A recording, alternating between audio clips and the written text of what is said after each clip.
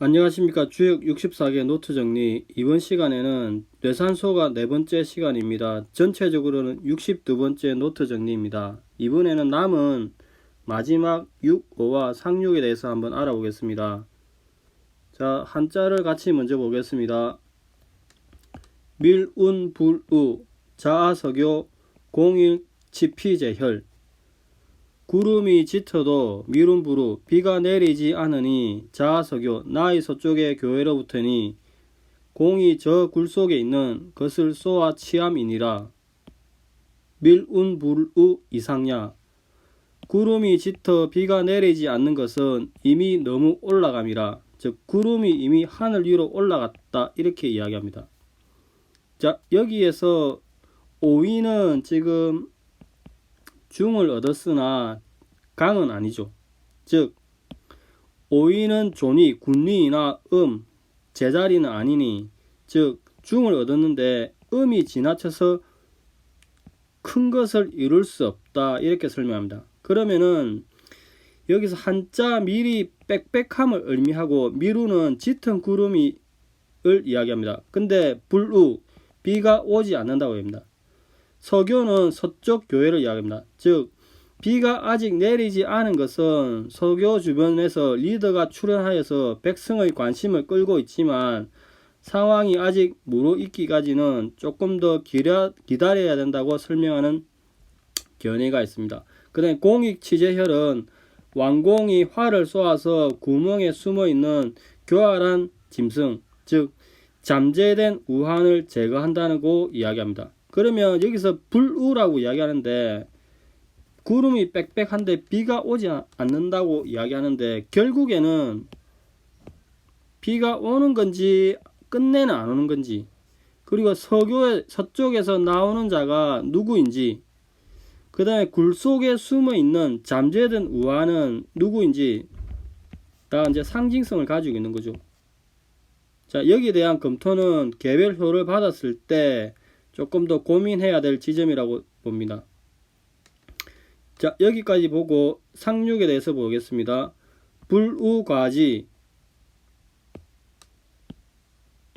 비조리지흉 시위재생. 만나지 않고 지나니 나는 새가 떠남이라 흉화되 이를 이르러 재앙이라 이야기한다.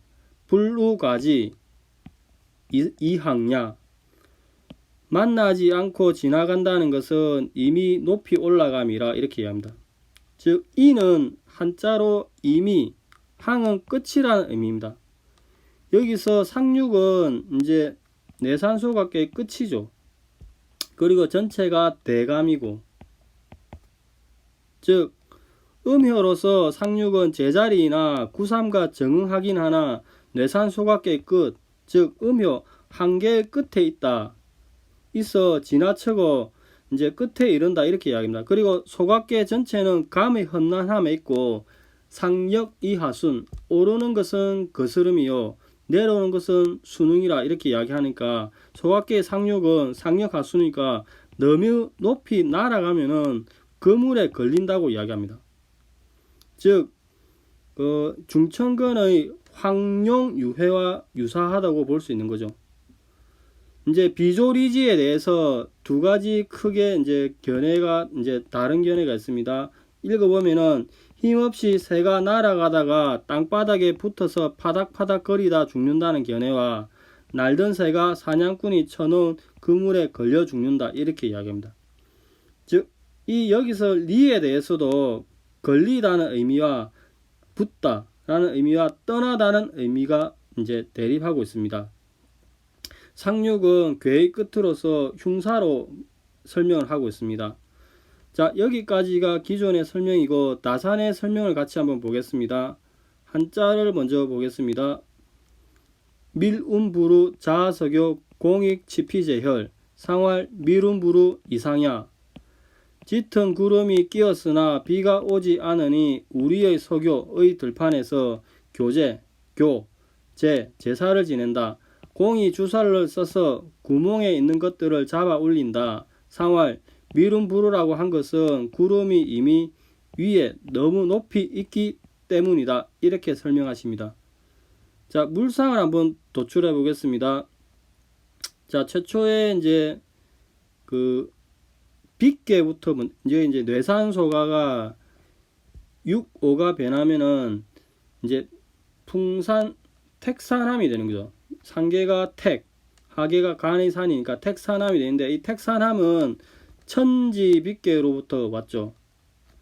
천지빗계로 보면은 건의 하늘에 이렇게 곤의 소의 희생을 써서 손의 정결함으로 이렇게 제사를 지내는 상이죠.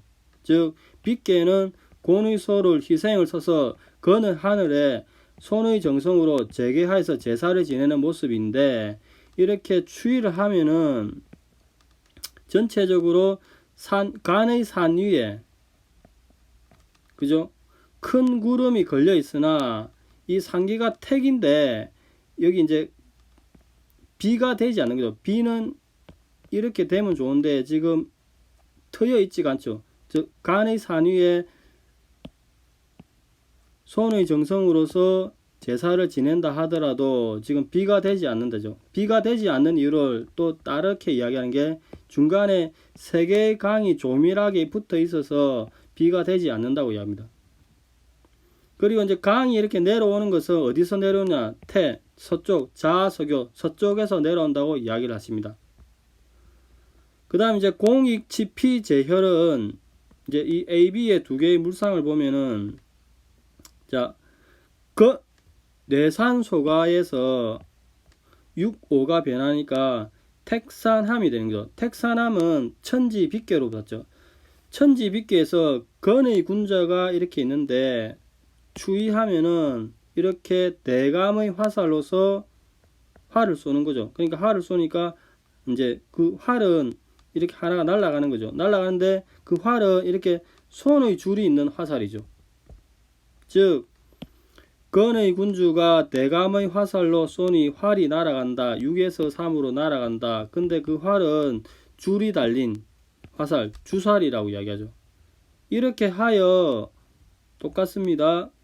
뇌산소가에서 오효가 변하면은 택산함이 되는데, 이 택산함에는 간의 수컷과 태암컷이 있는데, 이 두 개는 감의 커다란 동굴 안에 있는 거죠. 즉 오효가 변하여 간의 수컷 태암컷이 감의 구덩이에 동굴에 있는 것입니다. 이 A와 B를 합치니 공이 주살로서 구멍에 있는 짐승을 잡는 물상을 도출해 내십니다. 그 다음 이상야는 너무 높이 올라갔다 이야기하는데, 뇌산소각계가 효변을 하게 되면은 택산함이 되는데, 택산함은 천지비에서 왔죠. 그래서 이제 음이 지나치게 높이 올라가서 비가 오지 않는다고 이야기했는데, 음이 지금 제일 끄트머리로 올라갔죠. 6으로.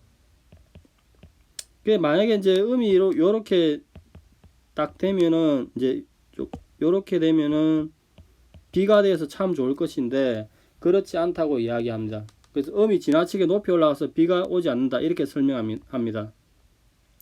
여기까지가 6, 5에 대한 설명이고, 상륙에 대한 설명을 보겠습니다. 불우가지, 비조리지, 흉, 시위재생. 만나지 않고 지나친다. 날아가는 새가 그물에 걸려 흉하니 이를 가리켜 재앙이라고 한다. 상활, 불루가지 이항야. 상활, 불루가지라고 한 것은 너무 높이 올라간 것을 말한다, 이렇게 이야기합니다. 자, 불루가지는 만나지 않고 지나친다고 이야기하는데, 그 뇌산소각계에서 이렇게 6효가 변하면 화산녀가 되죠. 그래서 이렇게 만남의 상이 나오는 거죠. 근데 즉 설명을 보면은 뇌산소각계에서 상계가 리로 변하면은, 효변하면은 서로 만나는 것인데, 근데 만약에 만나지 않을 때는 천지가 서로 엇갈려 지나쳐 버리고 더불어 교섭하지 않으므로, 이를 서로 사귀지 않으므로 불우가지, 만나지 않고 지나친다고 이야기합니다. 근데 비조리지는 날아가는 새가 그물에 걸린다고 이야기하는데, 뇌산소각계에서는 전체적으로 새가 날아가는 물상이 있는 거죠. 근데 효변하게 되면은 손의 밧줄에 이렇게 리의가 걸림이 있는 거죠. 즉 손의 밧줄에 뒤집어진 손의 밧줄에 리을 걸림이 있으니 이를 날아가는 새가 그물에 걸린다고 설명하십니다. 이를 가리켜 재앙이라고 이야기하는데 똑같습니다. 뇌산소가 전체가 감의 재앙인데 최초의 재앙이 있는 거죠. 상육이 효변하면은 상계가 화산여 리의 재앙이 또 불재앙이 나타난 거죠. 즉 소각계에도 재앙이 있는데 상계가 리 불의 재앙이 있는 거죠. 이렇게 해와 달의 영향이 지나치면은 재앙이 발생한다고 얘기합니다. 이를 재생이라고 일컫는다 이야기합니다. 자, 글자를 한번 다시 보겠습니다. 만나지 않고 지나친다. 날아가는 새가 그물에 걸려 흉하니 이를 가리켜 재앙이라고 한다. 상활 부르가지라고 한 것은 너무 높이 올라간 것을 말한다. 이렇게 합니다. 자, 뇌산소각계의 그 6호와 상육에 대해서 알아봤습니다. 6호는 미름 부르의 의미. 그 다음에 공익 지피제일에서 그 동굴에 숨어 있는 것이 잠재적 우환인데 이 자와의 관계를 조금 더 구체적으로 검토할 필요가 있죠. 상륙에서는 이제 재앙이 이제 날아가는 새가 그물에 걸리는 이 재앙의 의미가 상계 끝인데 여기에서 어떤 의미를 가지는지 실제로 효를 받았을 때 조금 더 고민해야 될 지점인 것 같습니다. 오늘은 여기까지 하고 이제 남은 63번께와 64번께에 대해서 또 계속 설명을 해 나가겠습니다.